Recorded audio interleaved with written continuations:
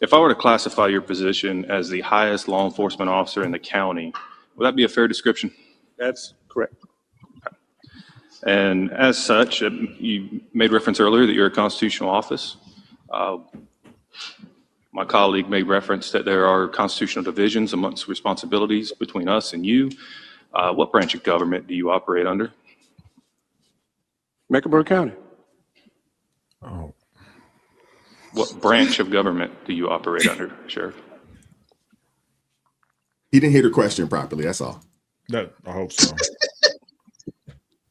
Constitution of the United States. Correct. That is what establishes the branches of government. I'm asking which branch you fall under. Mecklenburg County. I'm a duly sworn Mecklenburg County Sheriff. We answer to the people of Mecklenburg County. This was not where I was anticipating getting stuck. Are you aware how many branches of government there are? No. This is sad. Oh, please I'm not show gonna us more. Please show more. This is sad. This is sad. Okay, I'll let it keep going. Goodness gracious. For the sake of debate, I will move on and say there are three branches of government: legislative, executive, judicial.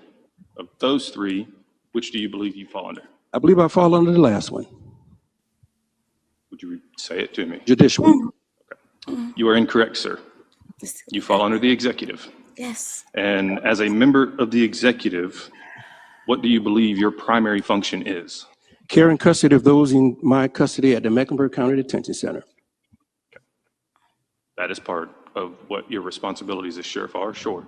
But as a member of the executive, your primary function is to execute upon the law, to enforce the law. Okay? And again, I'm not trying to be rude, not trying to be combative, just walking you through the paces. I used to wear a badge as well. Okay? So, as the sheriff, do you take an oath of office? I do. And in that oath, I'm going to read it right off the screen, and I'm going to ask you if you agree with it. Okay. So there's a portion that says you will execute the office of the sheriff, the county of Mecklenburg, for you, sir, to the best of your knowledge and ability, agreeable to law. Is that a fair representation of the oath you swore to? Yes, sir, it is. Okay. And the agreeable to law, what do you think that means? Following the law. Following the law. Following the law. Not opinions, following the law. I would agree. Thank you. With that, do you think your personal opinions have any authority to override statute? Or No. do you believe your office holds any authority to nullify law? No. Okay. So how do you reconcile that with the public statements that you've made about not enforcing the law? I've never said I'm not enforcing the law. With respect, I'm going to read a direct quote from you, sir. It says, quote, "We do not have a role in enforcement whatsoever. We do not have to follow the rules and the laws that are governed by our lawmakers in Raleigh," end quote. We were talking about, again, you're taking the content of what I said when we are talking about immigration. So you're talking about existing law and how you don't have to follow it. I'll allow you to expand on context if you like. No, I don't need to expand. I'm saying that we follow the law. Again, you are taking something out of context to make a point. Okay, so if the law says you must comply with detainers, and you're saying earlier in your testimony, you said that in your opinion, because of who they are or aren't signed by, you view that as not binding. What ruling, because the law is very clear, so what court ruling are you hedging that belief on? I don't think that a detainer is state law. But it is. Now, The compliance no. of a ICE detainer is settled state law. As of, What ruling are you hanging that on? if you let me answer, now it is state law. House Bill 318 now is state law, and we are complying with that law now. Previously, it was state law. In House Bill 10, we're referring to North Carolina General Statute, if you're familiar with that. Yeah, A, we B, play and with C. those every day here, sir. Right. So we follow the law. We follow the law. So how do you reconcile that with the statement that I just read that was a direct quote from you? It was, That you don't have to follow the law. And you've already said that you don't believe that you have the authority of nullification. again, you're taking it out of a context of an immigration law. I will allow you as much leeway as you need to explain the context. That's all I'm going to explain. You're talking about immigration law. A detainer is not. I am not. I think were talking about immigration law when you made this statement. I am simply talking about broad spectrum application of the law and your job to enforce it, sir. That is where you're taking it out of context. I've offered you the opportunity to place it in context. I am not trying to lead you astray. I'm giving you the opportunity to make clear your statement, sir. Thank you so much. Simply, we follow the law. When the law is produced, we follow the law. This is what I'm going to say. It was the public lynching of a black sheriff. Oh my I hate to say that. It was. I have people call me that said it was a public lynching. Look at it from the perspective of the entire 2 hours of being bombarded with questions, belittled many times, talked to unprofessionally, and I still stood my ground. I told y'all this is what has to happen. You got to nail them right when they're talking. Let the public see how ignorant they are by asking them key questions and making them answer your question. This is what happens when you do this. It all comes out. It all comes out. This is DEI on steroids. It is. I'm like, Wise, I don't know what you want me to say. That was just that was so bad. It was so bad. I mean, I loved it. It's embarrassing. Oh, It is embarrassing. But I would say this is kind of the standard we see of leadership that gets appointed in these cities and counties that we see, right? This isn't a one-off. Man, have you listened to Brandon Johnson in Chicago speak about things? Yes. Like these people are very ignorant. This man did not know how many branches of government there are, right? Let alone what side he falls under. Think how long he's been in law enforcement to reach the level he's been at, and he has no idea what part of the government, what branch of government he falls under, or even how many there are. That is just unacceptable. And it just goes to show you he's gotten appointed and he's gotten moved up because he's willing to carry the line. Right? He's willing to tote and carry the Democrat Party line, and he's been placed and moved up because he plays the game, he carries his orders, he does what he's supposed to do. You know, because you're right, a state doesn't have to cooperate with law enforcement, with immigration law. But if the state says that they do, then you at the county level have to cooperate. You don't have the ability to make that determination. But he wanted to play the Democrat Party game and made those statements about how he did not have to comply.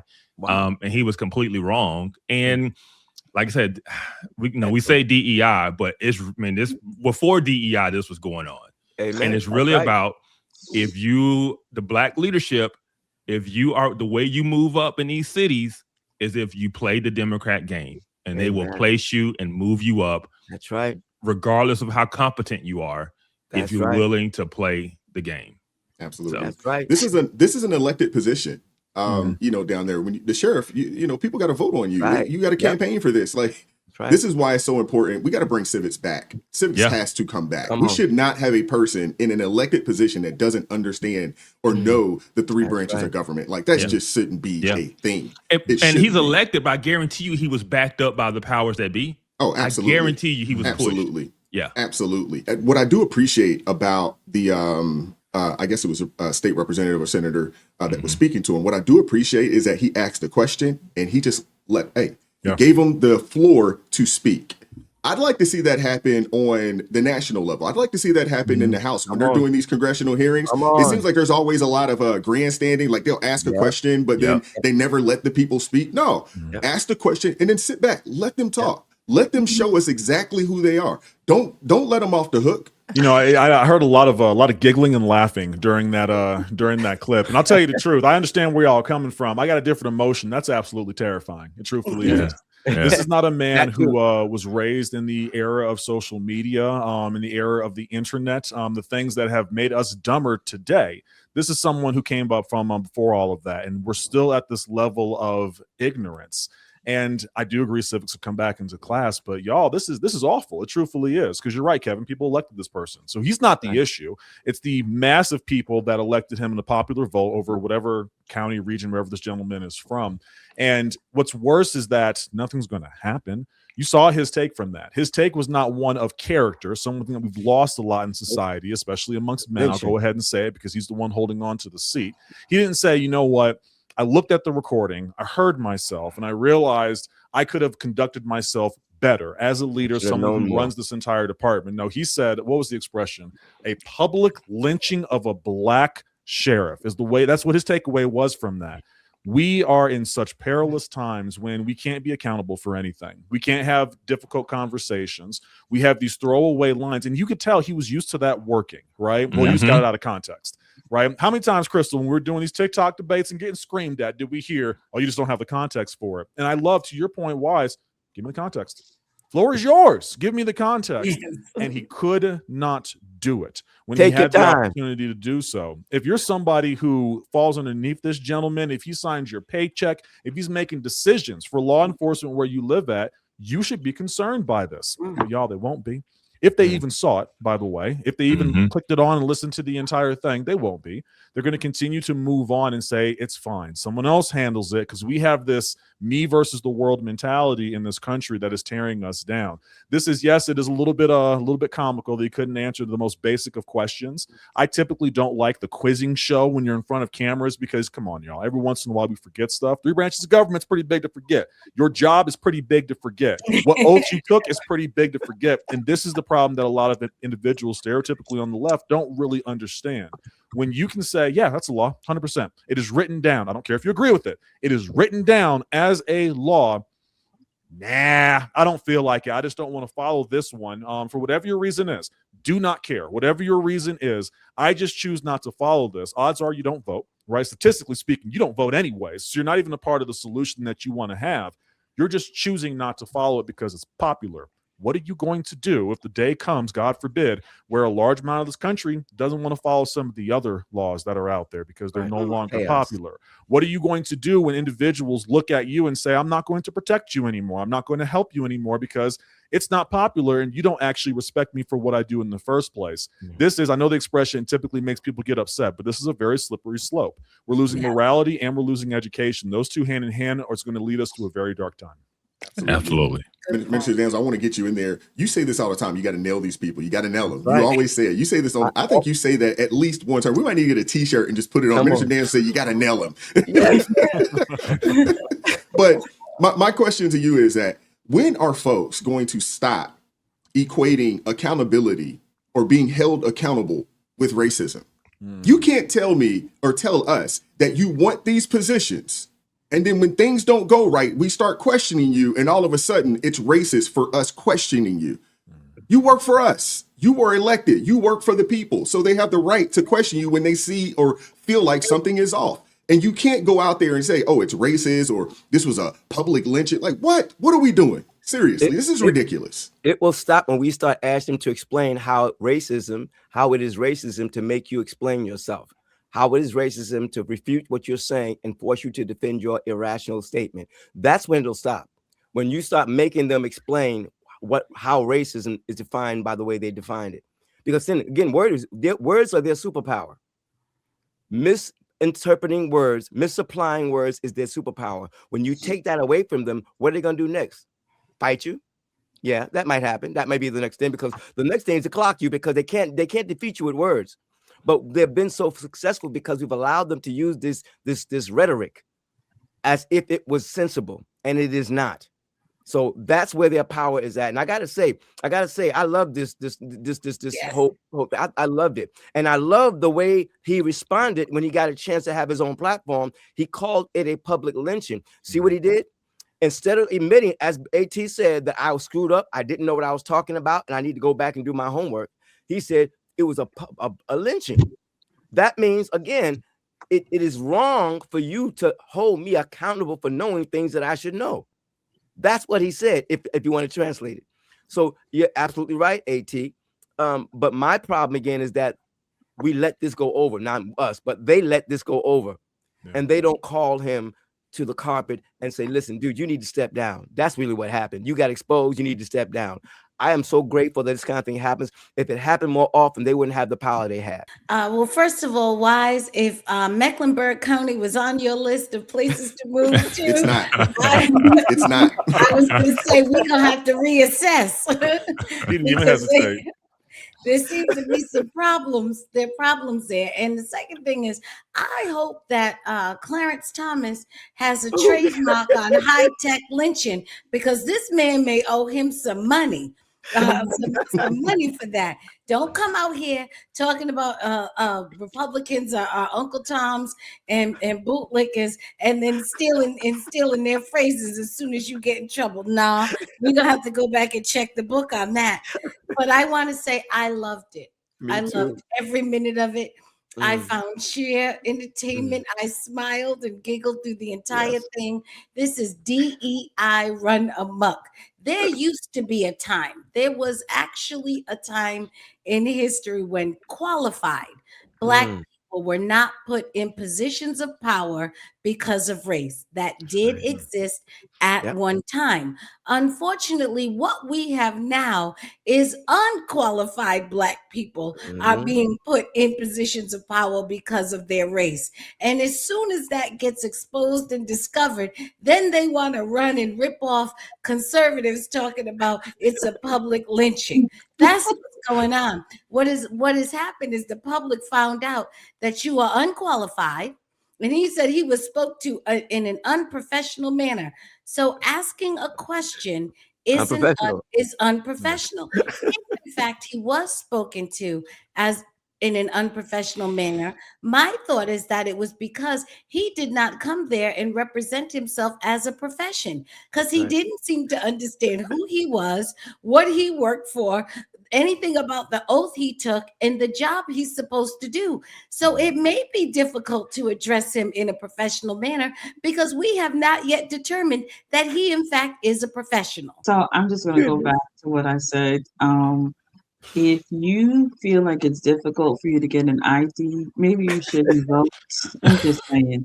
And this right there tells you, because why I said that this was a voted in position, and people voted for this man, and this again proves that some people just shouldn't be able to vote, because my goodness, as Carmen says in the chat, he lynched himself. He want to blame everybody else. Yeah, you lynched yourself. Exactly. You did it yourself. Nobody else Y'all are terrible. It's the truth. Nobody else did it. You did it yourself. And then you want to get mad. You don't want to take accountability, like my brother AT said. You ain't want to take accountability. You ain't want to just admit that you were wrong. You didn't know. Maybe I need to refresh my knowledge, or what. You could have come out and said it. No, this was a public lynching of a Black man. Like, come on now. I am done. I'm done with the fake outrage. Wow. Listen, they have watered down racism so much. It's not even real. Nothing. I just want people to know racism is not even real, though, because of the way they have watered it down so much. Everything is racism, not your accountability, not your lack of knowledge, not that you may need civics. Maybe you should do a refresher night course. No. It's racism. That man should not be in charge. I'm sorry. Amen. And in Mecklenburg County, I would suggest the next time voting comes around, you make a better decision. No, I don't think they should wait. I think they should call for his movement right now. Don't wait right now. Seriously. Crystal, what is it you used to always say about shame, right? Because I could not watch myself go through a performance like that and walk away saying, you know what, I'm going to get back. That's what I'm going to do. Do you not just look at this again? Thank you. That's what it was. Say it again, Crystal. Make shaming great again. We need to just shame these people. Now, understand, I'm not saying go out and attack individuals, right? But if you are someone who raises your hand, puts your hand on the Bible, and takes any kind of oath saying you'll represent somebody else, you'll be a public figure, and you are called to the carpet, and that's your response to being asked basic questions, and you can't answer them, you get offended. I agree, Minister Danzel. I mean, there has to be some way to remove him from office. There truthfully is. He had no shame, none at all whatsoever, which means the next time he makes a mistake, as long as the mistake is popular by the powers that be, I think you said, Kevin, as long as that mistake is popular by them, you have leaders who will not be able to admit when they're wrong. Let that one sink in for a second. Because somebody's going to tell them that he's okay. Somebody is going to go into those, because that video went viral. I've been laughing about that video so much. I'm telling you right now, some people are in that comment, nah, they were just picking on you, sir. They were just picking on you. That's racism. They were just coming at you because you're a black man. There's always going to be victims. That dude was he was kind of walking on eggshells because he didn't want to be called racist. He didn't want to be, called out. So he was kind of slow rolling this and really trying to handle this delicately. Even if you think about his questioning, it was his questioning. It was very delicate. It was thoughtful because he didn't want to be called a racist, which is sad because we shouldn't even live, in a time where, you can't do your job effectively without someone calling you that. It's ridiculous. I want to hear from you guys in the comment section. Hit the like button, share the video, subscribe to the channel, turn the notifications on to all so you never miss an upload. Consider joining the ARP family or buy your brother a coffee. That link's in the description box below. And as always, keep God first. Stay prayed up. We'll catch up with you all next time. Peace. It is God who arms me with strength. Yeah, I'm battle ready. He trains my hands for battle. My heart stays steady. But thanks be to God, he gives us the victory. Through my Lord Jesus Christ, fear can't live in me. I was down to the dirt, red clay on my shoes, old pain in my shirt, oh so bruised. Then the Lord hit my chest, kicked air from my breath, put power in my step.